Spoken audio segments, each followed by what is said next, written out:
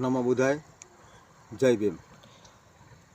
મારા અનુસૂચિત જાતિ સમાજના શુભચિંતકો અને સમાજના બાળકોનું ભવિષ્ય માટે સારું વિચારનારા લોકો દરેકને હું બે હાથ જોડી અને નમ્ર વિનંતી કરું છું કે ગત તારીખ 3/3/2024ના રોજ ધારી મુકામે એક એજ્યુકેશન હબ બનાવવું કે સમાજવાડી એ બાબતની મિટિંગ બોલાવવામાં આવેલી હતી।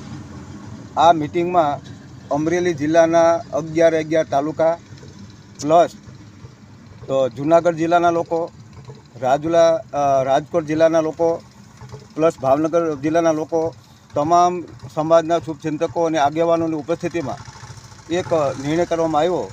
તો નિર્ણય કર્યા પછી સર્વાનુમતે લોકોનું એક આંગળી ઊંચી કરી અને પ્રક્રિયા પણ પૂર્ણ કરવામાં આવેલ છે। અને ત્યાર પછી સમાજના જે કહેવાતા આગેવાનો છે અને એ પણ મારા એક મિત્રો છે, વડીલો છે, એનું અપમાન ન થવું જોઈએ, પરંતુ એમને વિનંતી કરીને બે હાથ જોડે વિનંતી કરીને કહું છું કે તમે લોકો હવે સમાજને ગેરમાર્ગે દોરવાનું બંધ કરો। તમે લોકોને નામથી ખુલ્લા પાડવા એ જે પરિવાર માટે વ્યાજબી નથી।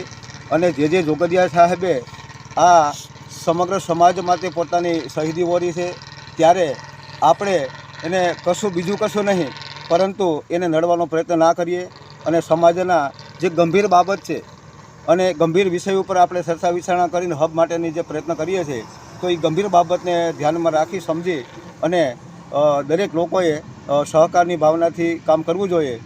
અને ભાઈ આપણે PL મારુ સાહેબ એમણે એવી પોસ્ટ લખી છે કે ત્યાં જે બોલાવવામાં આવેલા હતા એમાં જજ પણ પોતે હતા, વકીલ પણ પોતે હતા, નિર્ણય પણ પોતે આપ્યો છે, મિટિંગ પણ પોતે બોલાવી છે।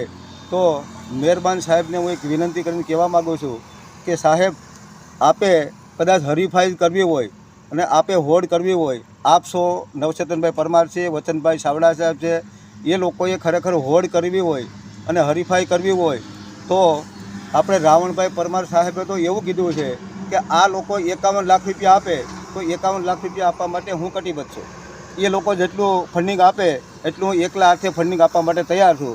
તો સાહેબ, હરીફાઈ કરવી હોય તો ફંડિંગ માટેની કરવી જોઈએ, નહીં કે આવી પ્રવૃત્તિ। એટલે ફરીને બે હાથ જોડીને જોગડિયા પરિવાર વતી વિનંતી કરું છું કે આવું સમાજની ગેરમાર્ગે દોરવાનું કામ બંધ કરો। બસ આવી નમ્ર વિનંતી છે।